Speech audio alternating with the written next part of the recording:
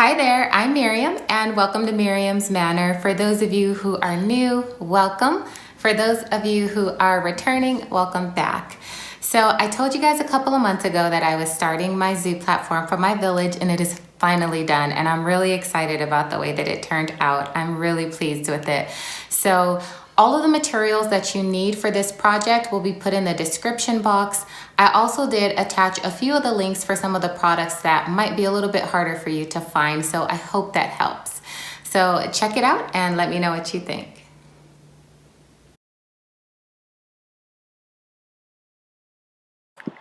First, I'm going to show you my layout design.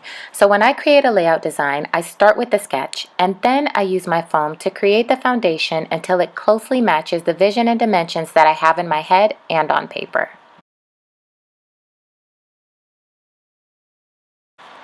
I have several sets of stairs to create in this layout. I am going to begin with the second tier middle piece.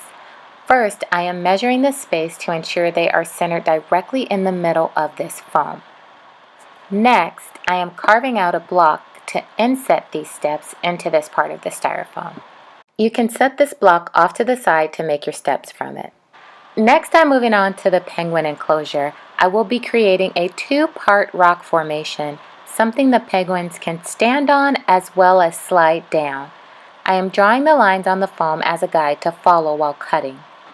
I also just want to give you a quick reminder to take your time when you're cutting through the foam and let the blade do the job. My very first time that I started crafting and used a hot knife, I actually bent my blade because I was a little impatient and forced my blade through the styrofoam. I bent it, and now because of continued use, it actually even wiggles. So to protect your tools, gently glide the blade through the foam. So I have finally ordered a new one, but it is not in yet, so I'm just going to make do with this one until my new one arrives. So this is complete for now, and it did turn out exactly the way I had hoped, so now I'm going to move on to cutting my stairs.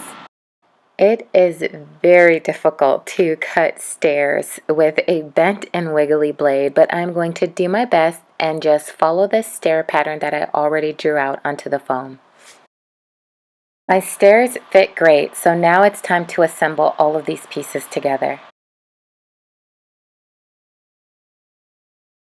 I'm going to disassemble the unit and glue all of the pieces down layer by layer. I am using Elmer's white glue and pouring it over the foam. Then I will take my brush and spread it over the back of this piece and set it in place. I will continue in the same way with each piece on the left side of this platform. The back left pieces of the platform are all glued down, so now I will secure the pieces on the right.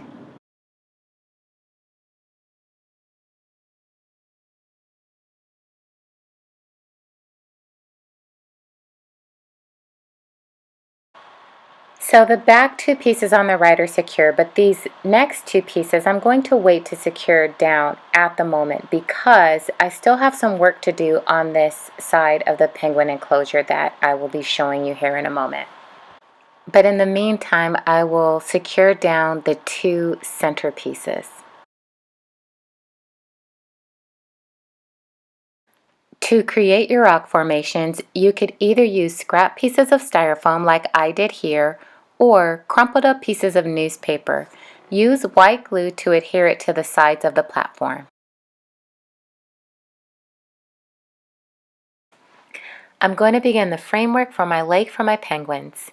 And you can really see how bent and how much movement I have in my hot knife, so don't be like me and please take care of your tools.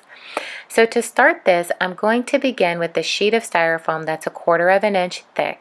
I drew the shape of the lake I wanted, and now I will follow that outline and cut it out with my hot knife.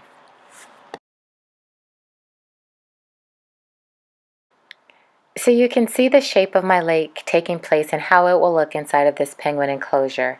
And now that I have this set where I want it to be, I'm going to go ahead and secure this down with some white glue.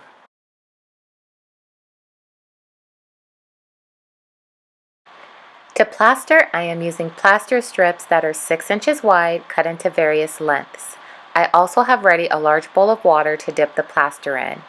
So to begin plastering, I quickly dip the plaster strip into the water so that the entire strip is wet. I start from the top down. I apply the strip at the top and smooth it out so that it adheres to the styrofoam. I then begin smoothing out all of the holes in the plaster. I do this by keeping my fingers wet throughout the entire process and rubbing the strips until the holes are filled in. Now, if you notice that you still have some gaps after your first layer, don't worry, that is perfectly normal. You can cover up the holes with your second layer of plaster. So you will find it is much easier to fill in those holes when you are plastering against a hard surface. It becomes a little bit more difficult to completely fill it in when you are working between your rock formations where there's nothing behind the plaster. So once that first layer dries and becomes completely hard, it is easier to fill in those holes with your second layer of plaster.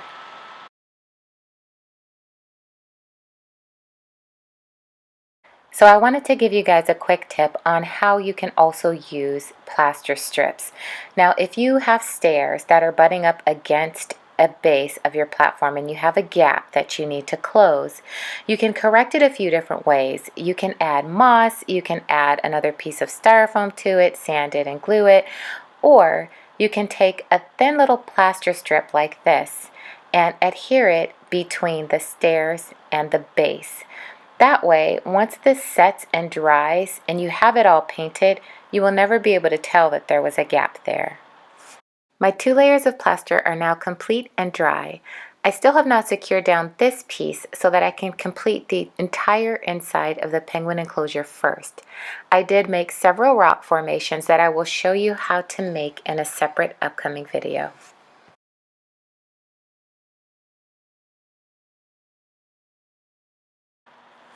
I purchased this paint from Walmart for a few dollars a bottle, and this platform will be gray and brown, so I am using black, white, and brown paint. But first, I always start with a layer of black paint.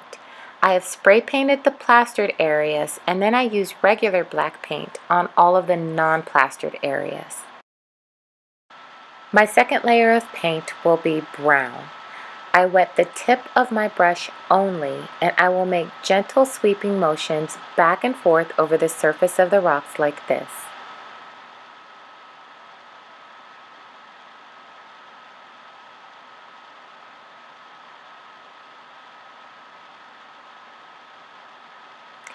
As you can see, there is still a lot of the black paint showing through, but not to worry.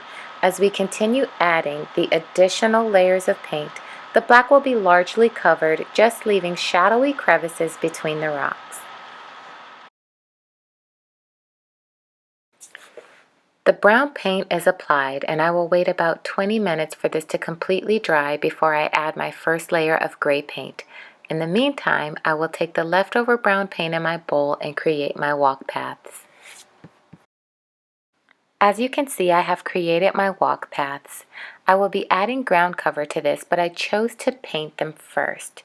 Doing it this way allows me to use less ground cover because I don't have to worry about white spots showing through underneath. So I have my first coat of gray paint already mixed at a medium gray, and I'm going to apply it the same way that I did the brown paint.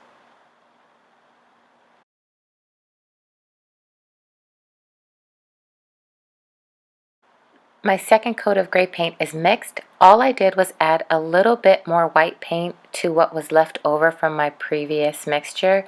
And again, I'm applying this the exact same way.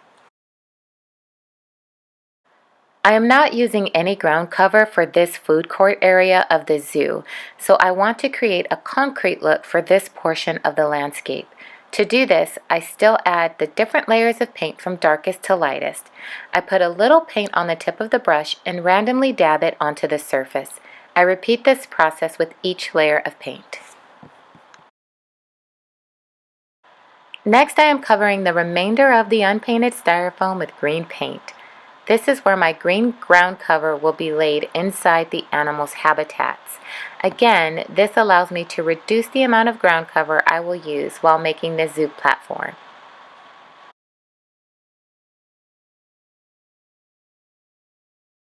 Now it is time for me to paint the lake portion in the penguin enclosure. I am starting by vacuuming up all the loose debris that has fallen into the lake during the build thus far.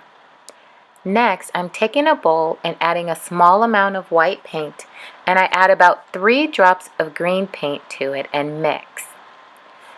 After this color is blended very well together, I take half of 1 dot of blue paint and blend it into my teal color, and then I use this to paint the entire surface of the lake area. Next, I am taking more white paint and covering up the paint that I spilled on the ground landscape. I will then clean the edges of the slope on the hill as well. Now that the paint is dry, I'm going to seal my paint by spraying this top coat. I only use this product outside because the fumes are very strong.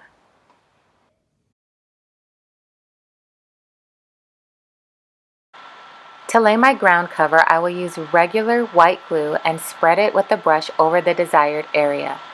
If you get a little glue outside of your paint lines, that's okay.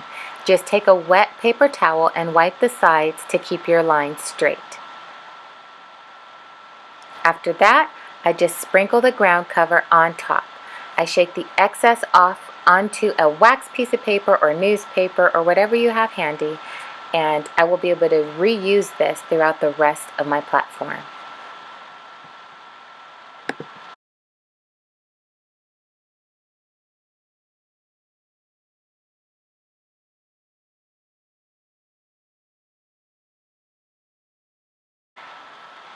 I am laying the snow in the same manner I laid the ground cover. I will start with spreading white glue over the surface, then I will shake the snow flurries over it and press them down into the glue. I will repeat the same process over the slope of the hill.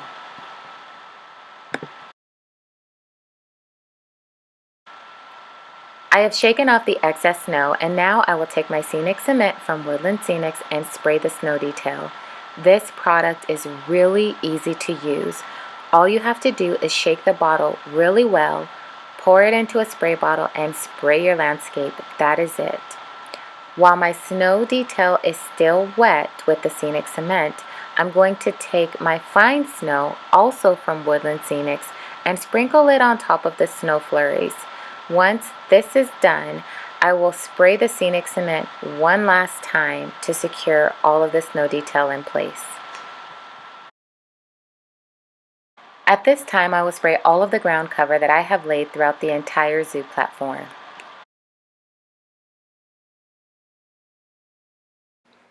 So I am using a different brand for my realistic water today. This one is sold at Hobby Lobby for $10.99.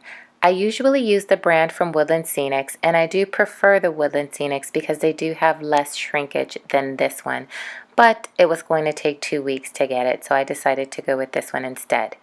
But before I pour my water, I am going to tint my water with blue food coloring. So I'm going to pour in 2 drops of food coloring into the bottle.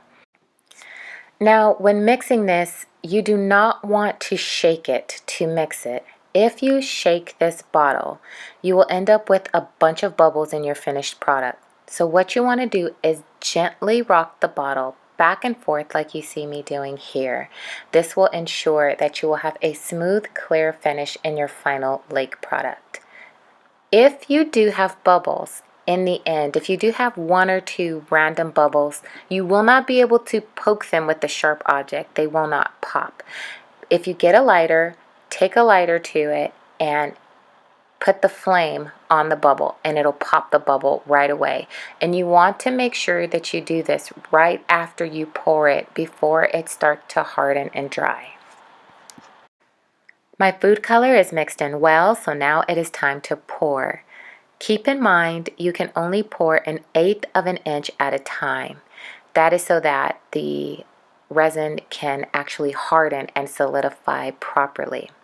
You also want to allow 24 hours for each layer to dry and harden. If you notice that the resin did not spread to the outer edges, just take a toothpick and pull it where you would want it to be. I ended up pouring 3 layers to complete my lake with this product, and 1 bottle was plenty for this small area. I actually still have about a third of this bottle left.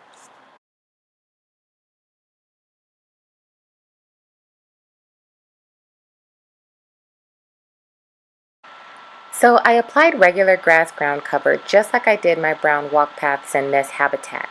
But then I remembered I had leftover putting green turf from an old project. So I decided to cut this down to size for the rest of my habitats. So if you are wanting to do the same, if you have the same material, feel free to glue it down with regular white glue if that's what you choose. I am actually not going to glue mine down. I am just going to place it on top because I want the flexibility to remove all of this off the top if I choose to use it for something different later on.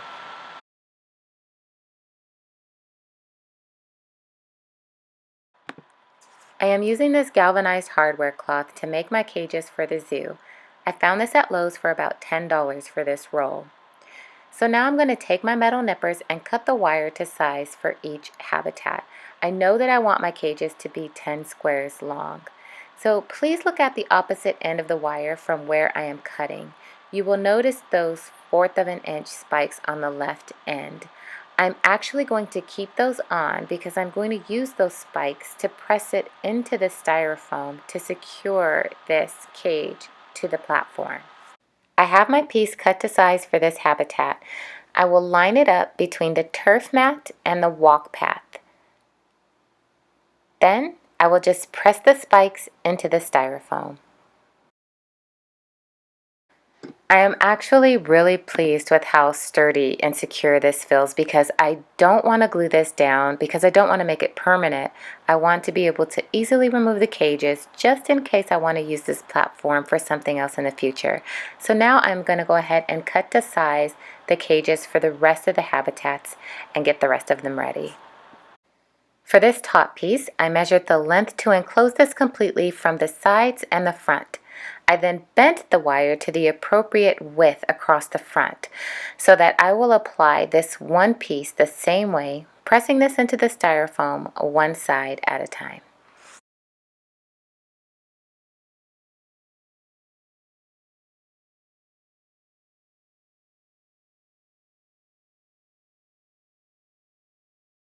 I have 2 different types of greenery on this plate. On the left I have moss and on the right I have foliage for bushes and shrubs. I found the moss at Michael's. It's the Ashland brand. For this big bag was $10. The other brand of foliage is from Woodland Scenics, and here's the label for that. To apply the foliage, I am using white glue and will thin it out with a little water. I will mix it and then take my brush and apply the glue where I want to put the moss and press it down into the diluted glue. After this, I will add additional trees, bushes, shrubs, and flowers, and just little things that I would like to see on my landscape.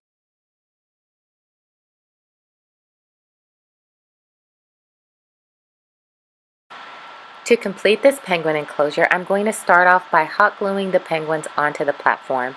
Now, these are the only animals that I'm securing to the landscape because I'm going to enclose their habitat and I won't have access to them later if one falls over.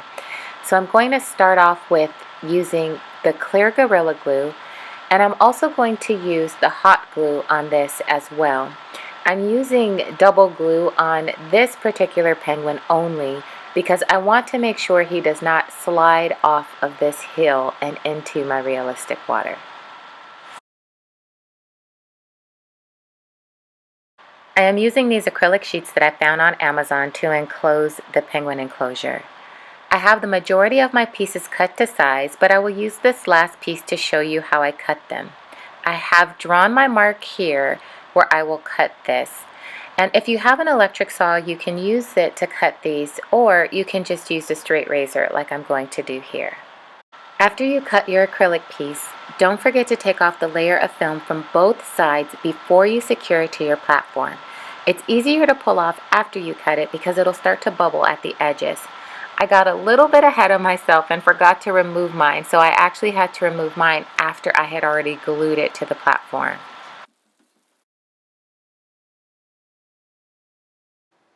To secure the first acrylic piece to the platform, I will start with the piece that will go against the side wall. I'm adding 1 small drop of Gorilla Glue and 1 small drop of hot glue. And since my hand can't fit in between that tight space, I'm just going to take the end of my paintbrush to apply pressure to the area while it sets. I am placing the overhang of the leopard habitat back on top while I set the second acrylic piece. I am putting a small line of Gorilla Glue on the front of the piece I already set, and I will also add Gorilla Glue and hot glue to the bottom lip of the ground. I hold this for about 60 seconds for it to set in place. Both pieces of my acrylic are now set and dried. Before I attach the third piece though, it is finally time for me to secure my leopard enclosure down. I am first applying glue and then I am inserting these round wooden dowels into the deep part of the styrofoam to act as stakes. I am placing this piece on top and I'm going to use this desk weight towards the back of this where the stakes are so that I make sure that it dries firmly in place. Finally, the very last piece to put together. So for this last piece of acrylic, I actually decided not to permanently secure it because it actually really sits firmly in place. So if I want to access this, all I have to do is slide it forward or backwards and I can actually get in there. So now that this is put in place, I'm going to go ahead and pull out a few people, decorate it a little bit so you guys can get the full look of how this all turned out.